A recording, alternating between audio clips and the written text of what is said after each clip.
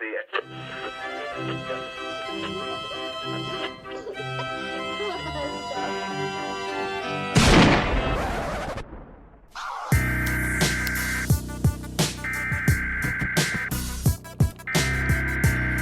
interrupt our program to bring you this important message.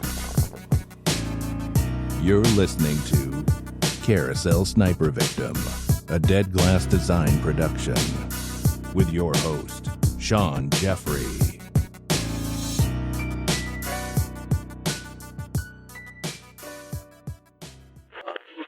We all know that when we leave the country that it might not be the best idea to drink the tap water, but this is a serious story. Here in Los Angeles, there's a one potential danger zone. This week, a shocking water system discovery at a local hotel is trending across the nation. Take a look at this. It's like not far. It's in a downtown, so it's close to the city, and the price was quite good for us. That's why these Czechoslovakian tourists booked a room at the Cecil Hotel. It advertises itself as a beautiful, vintage, European-style hotel, catering to young international travelers, like Elisa Lam from Vancouver, Canada. Her body found in one of the hotel's 4 water towers that feeds into the hotel's taps. She may have been there for weeks, as hundreds of hotel guests unknowingly continued to drink and use the water. Wouldn't you be if there was a dead body in the water you were using and drinking? Police now believe the body found inside a rooftop water tank is that of a tourist who disappeared 3 weeks ago. Official identification has not yet been made, but police say the victim is most likely Elisa Lam, a Canadian tourist who was last seen at the Cecil Hotel on January 31st.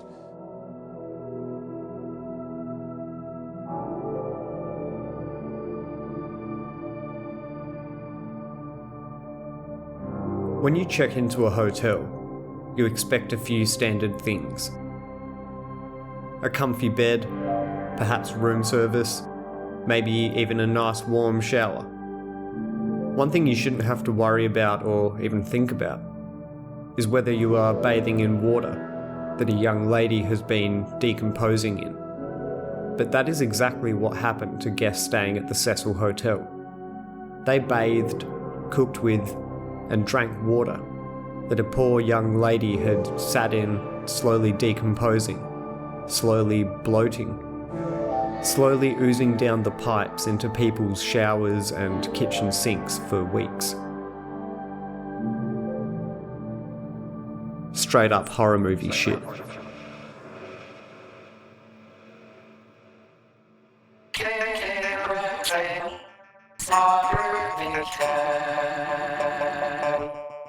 The Cecil Hotel was constructed in 1924 by hotelier William Banks Hanna.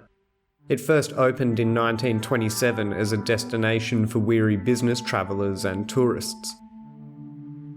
Designed by Lloyd Lester Smith in the Beaux Arts style, the hotel cost $1 million to complete and boasted around 600 rooms, an opulent marble lobby with stained glass windows, potted palms and alabaster statuary.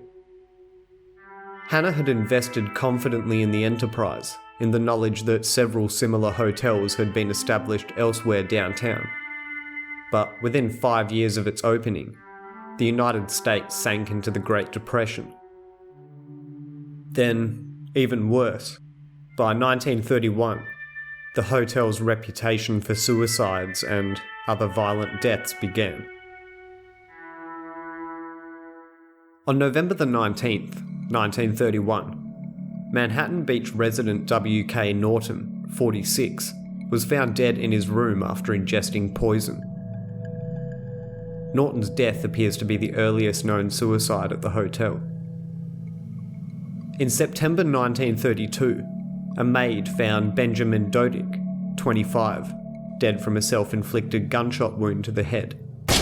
He did not leave a suicide note. In late July 1934, former Army Medical Corps Sergeant Louis D. Bourdin, 53, was found dead in his room at the Cecil Hotel. He had slashed his throat with a razor. In March 1937, Grace E. Margros fell from a 9th-story window. Her fall was broken by telephone wires which were wrapped around her body. She later died in the now demolished Georgia Street Receiving Hospital. Police were unable to determine whether Magro's death was the result of an accident or suicide. In January 1938, Marine fireman Roy Thompson, 35, jumped from the Cecil Hotel's top floor and was found on the skylight of a neighbouring building. In May 1939, Navy officer Erwin C. Neblett, 39, of the USS Wright, was found dead in his room after ingesting poison. In September 1944, Dorothy Jean Purcell, 19, was sharing a room at the Hotel Cecil with shoe salesman Ben Levine, 38.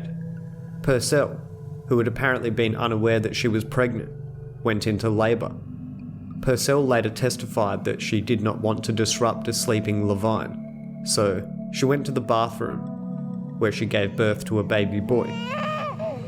Thinking the baby was dead, Purcell threw him out the window where he landed on the roof of an adjacent building. Purcell was charged with murder. 3 psychiatrists testified that Purcell was, quote, mentally confused at the time of the incident. In November 1947, Robert Smith, 35, died after jumping from one of the Cecil Hotel's 7th floor windows. On October the 22nd, 1954, San Francisco stationery firm employee Helen Gurney, 55, jumped from the window of her 7th floor room and landed on top of Cecil's marquee. On February 11th, 1962, Julia Frances Moore, 50, jumped from the window of her 8th floor room and landed in a 2nd-story interior light well. On October 12th, 1962, Pauline Otten, 27, jumped from the window of her 9th floor room after an argument with her estranged husband, Dewey. Dewey had left the room prior to Otten's suicide. Otten landed on a pedestrian, George Giannini, 65, killing them both instantly. As there were no witnesses, police initially thought Otten and Giannini committed suicide together. However, it was soon determined that Giannini had his hands in his pockets at the time of his death, and he was still wearing his shoes. Had he jumped, his shoes would have likely come off during the impact. On June 4, 1964, a hotel worker discovered Pigeon Goldie Osgood, a retired telephone operator, dead in her room. She had been raped, stabbed, and beaten, and her room was ransacked. Osgood was well known around the area and had earned her nickname because she fed birds in nearby Pershing Square.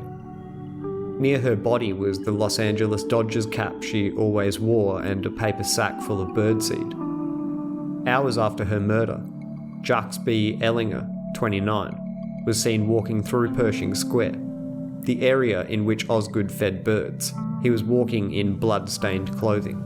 He was arrested and charged with Osgood's murder, but was later cleared of the crime. Osgood's murder remains unsolved.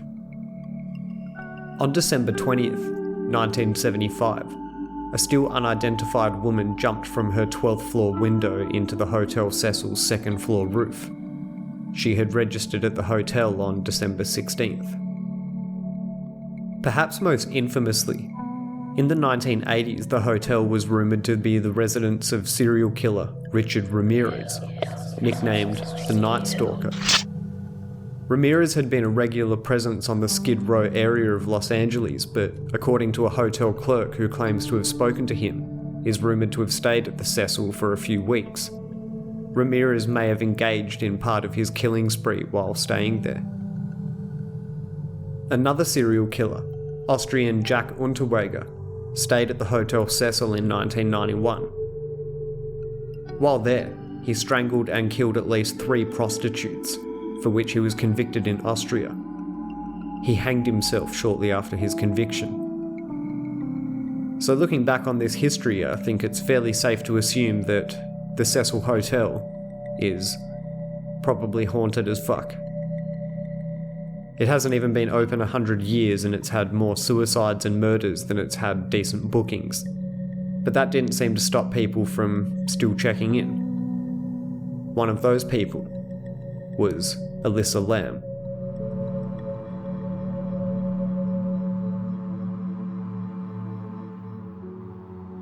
In 2013, Elisa Lam was a student at the University of British Columbia, although she was not registered at the beginning of 2013. She had instead decided to take a break and head on a short trip around some West Coast cities of the United States. She travelled alone on Amtrak and intercity buses. She visited the San Diego Zoo and posted photos taken there on her social media accounts. On January 26, she arrived in LA. 2 days later, she checked into the Cecil Hotel. She was initially assigned a shared room on the hotel's 5th floor. However, after her roommates complained about what the hotel's lawyer would later describe as, quote, certain odd behaviour, she was moved to a room of her own after 2 days. Lam had been diagnosed with bipolar disorder and depression. She had been prescribed 4 medications: Wellbutrin, Lamictal, Seroquel, and Effexor, to treat her disorders. According to her family, who supposedly kept her history of mental illness a secret, she had no history of suicidal ideations or attempts. In mid-2010, she began a blog named Ether Fields on Blogspot. Over the next 2 years, she posted pictures of models in fashionable clothing and accounts of her life, particularly her struggle with mental illness. In a January 2012 blog post, Lam lamented that a, quote, relapse at the start of the current school term had forced her to drop several classes, leaving her feeling, quote, so utterly directionless and lost. She titled her post, quote, "You're always haunted by the idea you're wasting your life," end quote, after a quotation from novelist Chuck Palahniuk. She used that quote as an epigraph for her blog. A little over 2 years after Lam had started blogging, she announced she would be abandoning her blog for another she had started on Tumblr, Nouvelle Nouveau. Its content mostly consisted of found fashion photos and quotes and a few posts in Lam's own words. Whilst travelling through the cities of the West Coast USA, Lam always contacted her parents in British Columbia every day. On January 31st, 2013, the day she was scheduled to check out of the Cecil Hotel and leave for Santa Cruz, her parents did not hear from her and so called the Los Angeles police. Her family flew to LA to help with the search. Hotel staff that recalled seeing her that day said that she was alone. Outside the hotel, Katie Orphan, manager of a nearby bookstore named, oddly enough, The Last Bookstore, was the only person who recalled seeing Lam that day. She was talking about what books she was getting, and whether or not what she was getting would be too heavy for her to carry around as she travelled. Police searched the hotel to the extent that they legally could. They searched Lam's room and had dogs go through the building, including the rooftop, but the canines were unsuccessful in detecting her scent. But we didn't search every room, Sergeant Rudy Lopez said later. We could only do that if we had probable cause to believe a crime had been committed. On February 6, a week after Lam had last been seen, the LAPD decided more help was needed.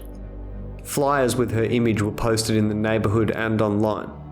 It brought the case to the public's attention through the media. On February 14, after another week with no sign of her, the LAPD released a video of the last known sighting of her taken in one of the Cecil Hotel's elevators by a video surveillance camera on February 1st. The video drew worldwide interest in the case due to Lam's strange behaviour. In the clip, the camera at one of the elevator cab's rear corners looks down from the ceiling, offering a view not just of its interior but the hallway outside. It is somewhat grainy and the timestamp at the bottom is obscured. At some points, Lam's mouth is pixelized. At the start, Lam enters, clad in a red zippered hooded sweatshirt over a grey t-shirt, with black shorts and sandals. She enters from the left and goes to the control panel, appears to select several floors and then steps back to the corner. After a few seconds, during which the doors fail to close, she steps up to it, leans forward so her head is through the door, looks in both directions, and then quickly steps back in, backing up to the wall and then into the corner near the control panel. The door remains open. She walks to it again and stands in the doorway, leaning on the side. Suddenly, she steps out into the hall, then to her side, back in, looking to the side, then back out.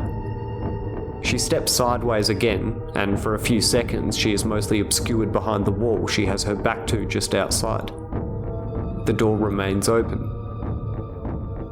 Her right arm can be seen going up to her head, and then she turns to re-enter the cab, putting both hands on the side of the door as if to steady herself. She then goes to the control panel, presses many more buttons, some more than once, and then returns to the wall she had come into the elevator from, putting both hands over her ears briefly as she walks back to the section of the wall she had been standing against before. The door remains open. She turns to her right and begins rubbing her forearms together, then waves her hands out to her sides with palms flat and fingers outstretched, while bowing forward slightly and rocking gently. This can all be seen through the door, which still remains open. After she backs up to the wall again and walks away to the left, the door finally closes. The video was reposted widely, including to the Chinese video sharing site Youku, where it got 3 million views and 40,000 comments in its first 10 days. Many of the commenters found it unsettling to watch. Several theories evolved to explain her actions. One was that Lam was trying to get the elevator car to move in order to escape from someone pursuing her. Others suggested that she might be under the influence of ecstasy or some other party drug. When her bipolar disorder became known, the theory that she was having a psychotic episode also emerged. Other viewers argued that the video had been tampered with before being made public. Despite the obscuring of the timestamp, they claimed parts of the video had been slowed down, and nearly a minute of footage had been removed. As the search for Elisa Lam continued, guests at the hotel began complaining about low water pressure. Some later claimed their water was coloured black and had an unusual taste. 5 days after the release of the disturbing elevator footage, on the 19th of February, with complaints about the hotel water getting worse, a maintenance employee by the name of Santiago Lopez went up to inspect the water tanks on the hotel roof. 4 1,000-gallon, 3,785 litre tanks that provided water to guest rooms, a kitchen, and a coffee shop. Lopez said that he only knew who Elisa Lam was because police had begun searching for her after her family reported her missing, and that he had aided officers by opening the doors of various rooms in the hotel as they conducted their investigation. He took the elevator to the 15th floor and took a staircase up to the roof. He had to first turn off the rooftop alarm, then had to climb up onto the platform where the 4 tanks were located.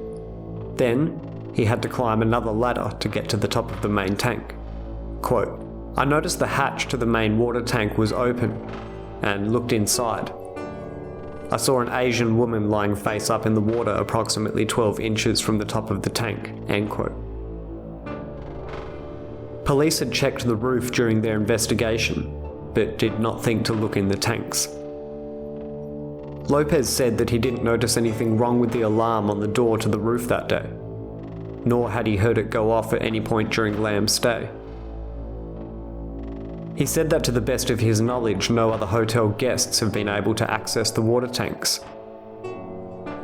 Pedro Tovar, the Hotel Cecil's chief engineer, noted that there are 4 ways to get onto the roof. 3 fire escapes which you can get to via interior doors and 1 staircase from the 14th floor, an alarm will sound if someone attempts to open the door to the roof if it is not deactivated first. Something that typically only hotel employees would be able to do. If the alarm sounds, it is audible to the front desk as well as the 14th and 15th floors. Assuming someone could get onto the roof undetected, Tovar said you would first have to climb up to the platform the tanks sit on, then squeeze between them and the other plumbing equipment. There you'd find another ladder, which you could use to climb onto one of the 4 cisterns. Each has a heavy metal lid, which you'd need to be able to open before you could get inside. Lam's body was moderately decomposed and bloated. It was mostly greenish, with some marbling evident on the abdomen and skin separation taking place. The tank was drained and cut open, since its maintenance hatch was too small to accommodate equipment needed to remove Lam's body. Once Elisa Lam's body was removed from the rooftop water tank, it was taken to the coroner's office so toxicology reports and a forensic examination could be properly done. On February 21st, the Los Angeles coroner's office issued a finding of accidental drowning. The full coroner's report, released in June, stated that Lam's body had been found naked. Clothing similar to that which she was seen wearing in the elevator video was floating in the water, coated with a quote, sand-like particulate. Her watch and room key were also found with her. There was no evidence of physical trauma, sexual assault, or suicide. The last images of Elisa Lam alive are from the disturbing elevator footage. Contrary to popular belief, the toxicology results are unlikely to be affected by Elisa's prolonged stay in the water tank. She was in there for 3 weeks. The toxicology report tested the blood in her heart, an internal organ, as well as liver enzymes, also an internal organ, and her bile. It takes significant blood loss, like that from a wound, or extended decomposition, longer than 6 weeks, to affect toxicology results taken from internal organs. Blood taken from a vein in her arm, for example, would be much more likely to be affected by floating in water for that long, but that's not where the tests were performed. We know Elisa's family stated that she suffered from bipolar disorder. So let's go through the list of prescription drugs she was prescribed. On page 23 to 25 of the toxicology report, these are the drugs she should have had in her system. Dexedrine, 2 10mg capsules, which is a stimulant prescribed for ADD, ADHD and narcolepsy.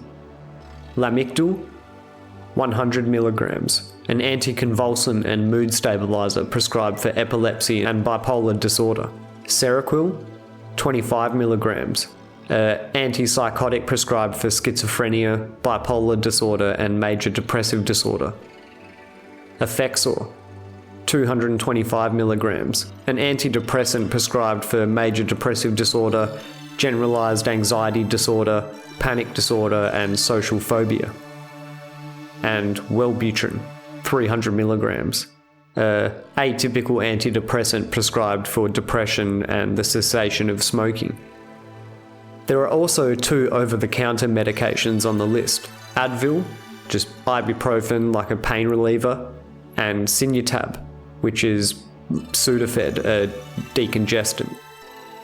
Let's compare the toxicology results on pages 26 to 27 of the coroner's report to the medication that Elisa should have been taking. Venlafaxine, an antidepressant, was present in the blood in her heart and her liver enzymes, so this suggests Elisa took this medication the day she died. Bupropion, another antidepressant, metabolites were present in the blood in her heart and in her liver enzymes. This suggests Elisa took the medication recently, but not the day she died. Seroquel and its metabolites were not detected in any quantity in the blood from Elisa's heart. This suggests Elisa had not taken this medication recently either. Lamictal, the mood stabilizer, was found in such small amounts in the blood from Elisa's heart that it's debatable if it was even there. This suggests that she may have taken it recently, but certainly not the day she died. There was no alcohol detected in any quantity in the blood from her heart, so Elisa did not drink any alcoholic beverages the day she died. No obvious illegal drugs were found in Elisa's system. They tested the blood in her heart for marijuana, cocaine, MDMA, barbiturates, opiates, and amphetamines. All came up not detected, meaning she hadn't even taken the dexedrine, her prescribed amphetamine, recently. So what does all that mean? To summarise, Elisa took at least one antidepressant that day. She had taken her second antidepressant and mood stabiliser recently, but not the day that she died. She had not taken her antipsychotic recently. She had no alcohol or common illegal drugs in her system. The elevator video combined with the toxicology report seems to point to the idea that Elisa Lam was experiencing a manic episode at the time of her death, independent of any other drugs, illegal or otherwise, she may have had in her system. Although the toxicology report did not test for date-rape drugs like Rohypnol, roofies, GHB or ketamine, this isn't a major concern. Since there was no alcohol found in the blood taken from Elisa's heart, mixture with alcohol is the most common way these date-rape drugs are administered, as well as the fact that everyone who saw Elisa that day, hotel staff, the clerk at the bookstore, asserted that she was alone. So, according to the official report, Elisa Lam had a manic episode and accidentally drowned in the rooftop water tank. The investigation had determined how Lam died, but did not offer an explanation as to how she got into the tank in the first place. Doors and stairs that access the hotel's roof are locked, with only staff having the passcodes and keys, and any attempt to force them would supposedly have triggered an alarm. However, the hotel's fire escape could have allowed her to bypass those security measures if she or someone who might have accompanied her there had known. A video made by a Chinese user after Lam's death and posted to the internet shows that the hotel's roof was easily accessible via the fire escape, and that two of the lids of the water tanks were open at the time. Apart from the question of how she got on the roof, others asked if she could have gotten into the tank by herself. All four tanks are 4 foot by 8 foot, 1.2 by 2.4 metres. Their cylinders propped up on concrete blocks. There is no fixed access to them, and hotel workers had to use a ladder to look in the water. They are protected by heavy lids that would be difficult to replace from within. Police dogs that had searched through the hotel for Lam, even on the roof shortly after her disappearance was noted, did not find any trace of her, although they had not really searched the area near the water tanks. Don't know why. The day that Elisa Lam's body was removed from the water tank, police photographed two nearby pieces of graffiti. Fecto Cunt Her Suma is written close to the water tank in which Elisa was found. It's been stated on a number of forums that this means either, in fact she was a cunt, or it's the best pussy, or even, I am done with her. There is another bit of graffiti on the roof saying the same thing, but with the words jumbled, and Fecto spelled with a K instead of a C, and a date as well of 2012. But we don't know at what date either was really written. Another common theory is that the graffiti should be read as a list of tags: Fecto, cunt, and Suma. There's a weird example to go along with that twist though. On January 31st, the day she went missing, Elisa posted on her Tumblr account, quote, "Cunt again? It was odd how men used that word to demean women when it was the only part of a woman they valued." End quote. Another one of the strangest twists in this already tangled story is the tuberculosis connection. Some commenters on the case believe that Lam may have been sick with tuberculosis, since there was an outbreak around the time of her death that affected thousands of people in the area around Skid Row, near the Cecil Hotel. The test to identify tuberculosis is called lipo-arabinomannan enzyme-linked immunoabsorbent assay test, A bit of a mouthful, right? That's why it has an acronym. Lam, Elisa. Lipoarabinomannan, Lam, enzyme-linked immunoabsorbent assay, Elisa. The test is called Lam Elisa, spelt the exact same way as her name, just first name and last name switched around. While this may look spooky at first glance, we need to understand the origins of the test kit and the origins of Elisa's name. The test was developed in the early 1970s and it detects and measures antibodies in the blood. So Elisa is a standard test. The Lam element is used to test for a specific antigen. Tuberculosis is passed in the same way that the common cold is, by someone inhaling the droplets from the cough or sneezes of an infected person, and not through drinking contaminated water. It is normally only spread after prolonged exposure to the infection. Elisa could have had latent tuberculosis, meaning she had the disease but that her immune system was successful in stopping it from spreading in the body, which meant that she would not have any symptoms. Tuberculosis is usually treated with a long course of antibiotics, but some strains of the infection have become antibiotic resistant. This could lead to a theory that Skid Row residents were deliberately infected with tuberculosis so they could be used as drug test subjects. Sound familiar? MKUltra. Googling Lam Elisa throws up a bunch of stories about Elisa Lam as the top result. But really you get a mixed batch. Regarding Elisa's name, Lam is apparently a very common Chinese surname. It is a variant of Lin or Lan. The Cantonese version of Elisa's name is Lam Ho Yi. The final link between the Lam Elisa test kit and Elisa Lam the person is that she was a student at the University of British Columbia, where there is a tuberculosis research facility. Ooh, circumstantial evidence. Theories about Lam's behaviour in the elevator video did not stop with her death and the discovery of her body. Other internet sleuths believe she may have fallen victim to the elevator game. The elevator game is an urban legend ritual game from Japan and Korea that is purported to allow those who take part the chance to visit an alternate dimension or communicate with spirits from another world. Players should locate an elevator in a building with 10 floors or more, ride it alone and visit different floors in a specific order, with special instructions not to trust other passengers if they join you on the elevator. These are the floors to visit.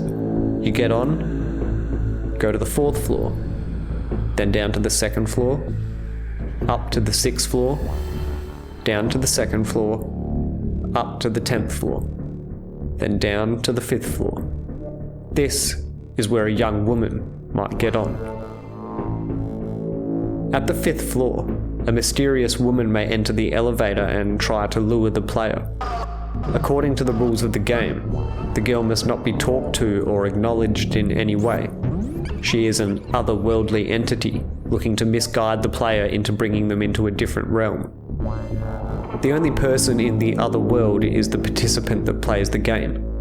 According to the ritual, the building will be identical, except that all the lights are out, and the only thing the player would see outside is a red cross. The ritual states that to return to the world the player comes from, the player must use the same elevator. However, this may be difficult as you may be confused or the elevator sometimes gets further away the closer you get. The steps must be done in the same sequence up to the 5th floor, then the final button will return the player to the 10th floor. The game rules ask the player to check for small things to be sure they are back in the real world. Was Elisa Lam hiding from some Stranger Things upside down world Demigorgon elevator game bitch?